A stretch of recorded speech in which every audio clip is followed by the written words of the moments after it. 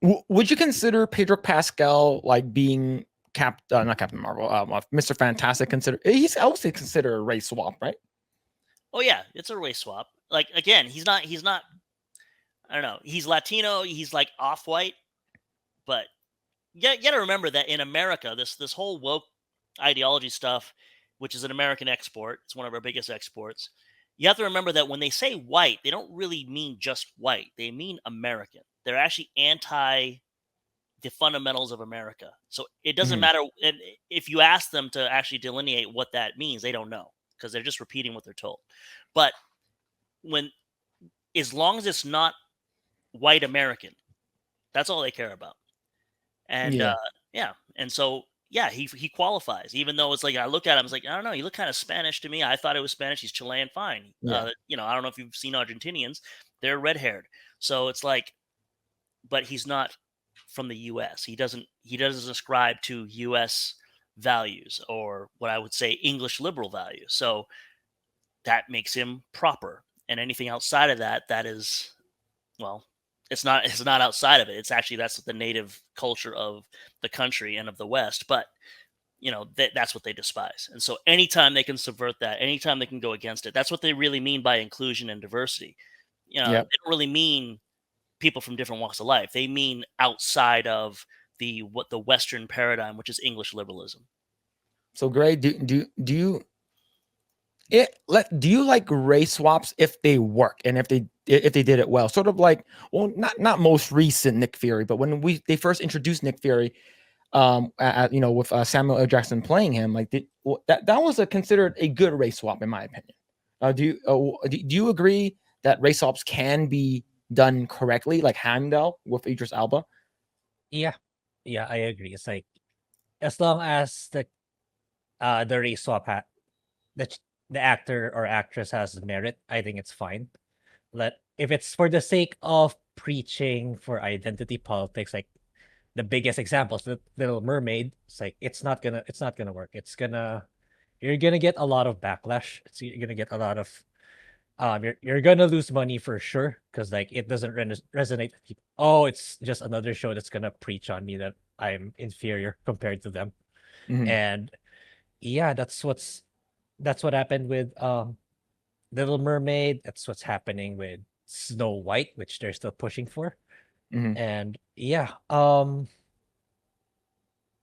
that's pretty much what I have to say. It's as long as it's with merit. It's like we've talked this again and again. It's like you do not use your gender, your sex as the main theme of whatever it is you're trying to push. You go it has to have more substance and backbone than that. It's like it has to be for the writing, for the better portrayal of the character, for the better overall telling of the story you're trying to tell. Yeah. That's all there is to it when it comes to if you're gonna take that risk of making that kind of change for a character. Yeah. Now, the reason why I brought that up, we got another race swap. So this comes to us from Bounding in the Comics. Robert Kirkman claims Marvel Studios will race swap Sentry with actor Steven Yuen. So for folks who don't know who Sentry is, he's basically Marvel's version of Superman. Wait, I thought Captain Marvel was Marvel's version of Superman. No, not anymore. Not anymore. Right. And it's funny is because like Sentry's mostly yellow. So, hey, just cast a yellow guy in it. That's fine. Right. We don't need more yellow in his costume. We'll just make him blue because he's blue and yellow and invincible because he voices invincible. Right. And look, I have nothing against Steven Yeun. I think he's great as Glenn. I think he plays his voice is pretty good as Invincible. And I believe they sidelined his character in whatever Don't Look Up or whatever, Nope, whatever that bullshit movie was. But the thing is that people are going to ask, well, don't you want more Asian representation? I'm like, bitch, no. I don't want Steven Yeun to play Sentry. I want the person who's playing Sentry to look like Sentry. I don't care about him. And the thing is that Sentry is supposed to be, if he's supposed to be like 6'4", 240 pounds of worth of muscles and stuff like that, I think that you could have probably casted Henry Cavill as Sentry and people would have liked it better. Why would you cast this guy? I don't know how tall he is, but the thing is that like he's not a good fit for that character. I don't know. What would you guys think? Am I being racist to my own kind here? I don't know. What do you guys think? What about you, Dan? How do you feel? Yeah, I keep thinking of that Lego when Lego did that 10-year study about how boys and girls play. It just explains so much. We never had to see, we as in fans, as in boys, because boys were the ones who liked comic books and superheroes and He-Man and all that stuff. Boys are the majority fans. Now there was always a minority of girls, but boys are the fans, and so I bring that up because we never needed them to look like us. We all loved Batman. We all loved Spider-Man. We all loved Luke Skywalker. We loved Han Solo and Indiana Jones. None of them looked like me. Even now, my nephew, who was, he's 10 now, but at the time when he was 4, his favorite superheroes were Black Panther and Maui. He's blonde hair, blue-eyed Greek. He doesn't look like anything like him, but he'd run around wearing their stuff. Boys never need the stuff to look like them. But according to the Lego study, girls do. Boys pretend to be the character. Girls generally tend to make the character themselves. They have to see themselves in it. And once you understand the psychological implications of that, which is, again, we're talking about little children before society had a chance to do anything. It's all inbuilt. It's all innate. It's in our DNA. It makes everything here make sense. We're talking about the feminization. The people running Hollywood are coming from the idea that we have to see ourselves in the character in order to like the character. That's never been the case. And so, yeah, it's not that Steven Yeun's bad, and I don't blame him for taking the part. But it's just more of the same crap. It's some of us have had an ass full of this stuff, and every time they do it now, it might even be great. He might be great for the part, but we're not going to give it a chance because we're just going to roll our eyes. Oh, you're using the pander stone again. Oh, another race swap, another gender swap. This is wonderful. So, yeah, it's over. It's over for them. How do you feel about this, Grae? Do you feel represented now? Yeah, like what Dan said, I don't give a crap. It's like I've played so many video games, watched so many movies, read a lot manga, comics, whatever form of entertainment. And I don't even remember. Is there a Filipino Chinese in any of them? No, not even one. So, but that doesn't mean that I don't resonate with these characters or I don't like these characters. So yeah, I don't know Steven Yeun if he's very I don't know. Is he good? Is he good in the shows he has played in The Walking Dead? He was pretty good. I liked him. I liked him as Glenn, and I liked him when he was the voice of Invincible. That the animated show. But that's about it. Like for him, like he's like I haven't seen him in anything else. Yeah, maybe he can prove us wrong. Maybe he can play a good Sentry. But yeah, this is with reservations, of course. But even then, this is as of now, this is not a good look. It's like, yeah, again, this is them touching the pander stone they're still going down this path of representation, diversity. That's all that's important. We're gonna go down this path and keep bleeding money because like the financial institutions will give us more anyway. So let's just keep doing it again and again. It's clear that that's who their customers are. Like when you understand the WEF and ESG, and this isn't quite political, but it sort of is. But the fact is they're pandering not to the customer. Their customer is the investors at the WEF. The ESG score is to get investor money. They seem to treat that as if it's real money. It's not. It's basically borrowed money. It's no more money than credit is money. You have to eventually pay it back. You have to make a profit. They assume they're going to, but they're pandering not to us. They're pandering to ESG. And that's why they keep doing stuff like this. And bringing it back to the question before, like, oh, what about when Nick Fury turned out to be Samuel Jackson? And yeah, the reason that worked is because he was, at the time, he was Samuel Jackson. Like Samuel Jackson, that's who people went to see. We don't have stars like that anymore, except for maybe Henry Cavill, Chris Pratt. But like people would go to see a movie. It didn't matter if like Idris Elba is another one. You could race swap the gunslinger from Dark Tower, or I just saw the new Suicide Squad. It was actually a lot of fun. Him as Bloodsport. Yep. It's because it's Idris Elba. It's not because he's just a black guy. oh, they have a black guy in it. No, it's Idris Elba. It's Denzel. And I'm sure you're going to bring up Denzel Washington soon. If it's Morgan Freeman as, God, for example, you're going to go see it because of Morgan Freeman. They have their own gravity. They have their own star. So, and Samuel Jackson at the time when he was Nick Fury, he had just recently been Shaft, like in the remake of Shaft, and he was a total badass. He's a badass motherfucker as Shaft. And then he shows up as Nick Fury, and he's Shaft with an eye patch. It's the same guy, Yeah. That's why people thought it worked, because Samuel Jackson was badass, and so Nick Fury's badass because Samuel Jackson's playing him. Yep. Yeah. Right. We don't have like you said, we don't have people that have star power like that anymore, right? It's like oh yeah, but is that good? Is that good? Well, oh, but this person's in it, and you're like, oh, sort of like when Robert Downey Jr. was like everywhere, when like everyone loved him as Tony Stark. He was Kirk Lazarus in Tropic Thunder, and he was also in what's it called? He played Sherlock Holmes, right? I think he was everywhere, but people liked him because they liked Robert Downey Jr. Yeah, I remember when Iron Man came out, and when Iron Man came out, no one really gave a shit about Iron Man. I knew about Iron Man, but he was always kind of a B player. He was never really the main guy. And when they saw the preview and it was Robert Downey Jr., Robert Downey Jr. was the draw.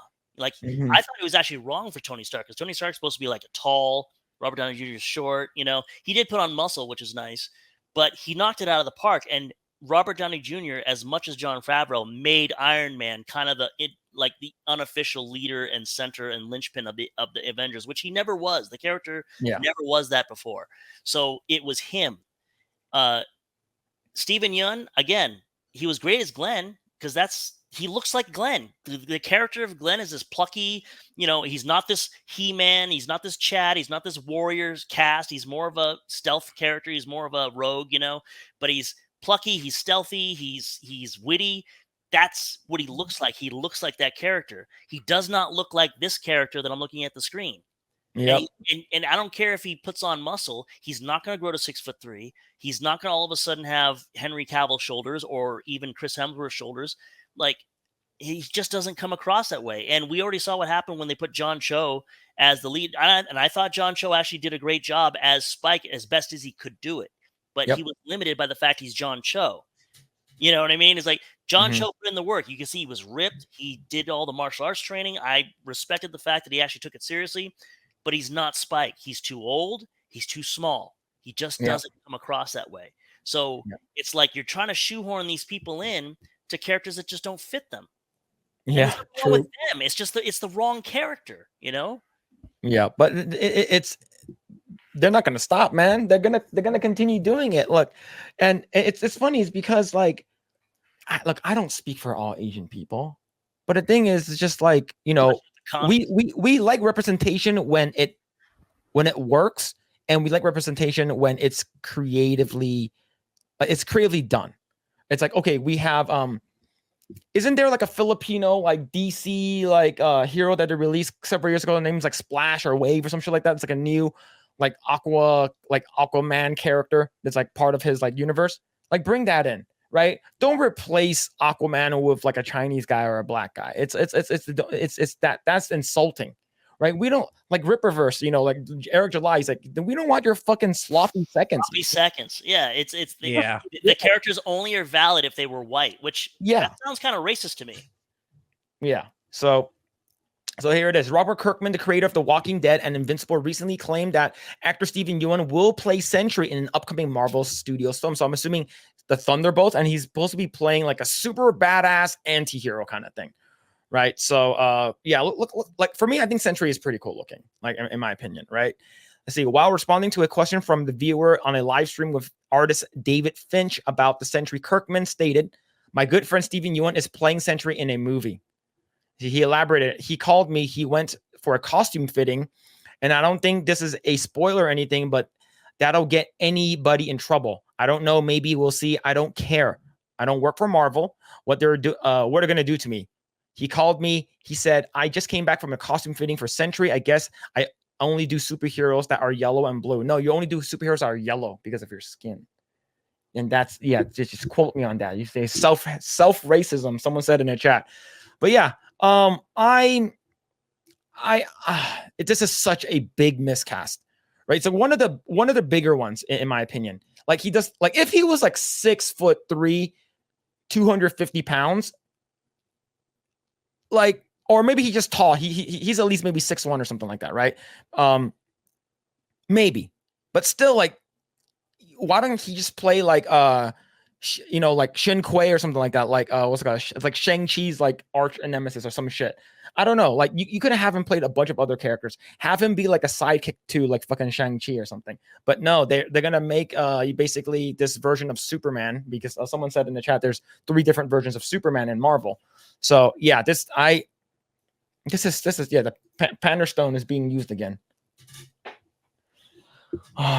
I think as recently, what's funny is we keep saying woke, and the wokies will sometimes say, well, you guys call it woke just because it's diverse and inclusive. As actually defined it really well, I think just recently. I can't remember what show he was on, but I thought it made perfect sense. Like, it's not about having a woman or a gay person or whatever. It's not about being diverse or inclusive. Nerd stuff has always been diverse and inclusive in that way. Woke is what happens when you make your message, the message, more important than the story or the character. And that made so much sense because, again, growing up, we had no problem that, this Black Panther was the first black-led superhero movie. It's like, no, it fucking wasn't. That was Wesley Snipes as Blade. And I don't know if Steel came out around the same time, but Shaquille O'Neal was Steel, that was a bad movie, but Blade kicked ass, and Wesley Snipes was Wesley Snipes. That was another one of those things where it's Wesley fucking Snipes, so you're gonna go see him. We never had a problem with that kind of stuff. It's just that they didn't have to say, well, as a black half vampire, half human, then I know what it's like to deal with oppression and cops. And it's like that was never the case. That was never the message. And so the fact that they're constantly, shoehorning the message over everything, which even when they don't, like, Grae, were you the one that said that Marvel wasn't like explicitly woke? It was just boring. It's like the Marvels, the Marvels, right? Yeah. Okay. So they knew not to like hit you over the head with, look at these strong, diverse women. But since that was the message and that was their priority, they never bothered with the story. That's why it was boring. The characters are just there. They're there. They've already accomplished it. They checked the boxes. They're on the screen. And I think, didn't Nia DaCosta leave the production before it was even done? She doesn't care. She did her job. Yeah, I think it was like in post, and she's like, okay, I'm done. See ya. Yeah. Fanfic writer. Okay, good. You did your job. Yeah, Dick Champion in chat says that the guy who plays Reacher would be great as Sentry. Yeah, that guy's jacked and buff. Yeah, I saw the poster. Thanks for checking out this segment of the Project Eggroll podcast. If you like what we do here, please like, share, subscribe, hit the notification bell, and you will know next time when we go live. We do go live every Saturday at 8 p.m. Once again, we are just getting started. Tons of more video to come. Thanks, and we'll see you guys next time.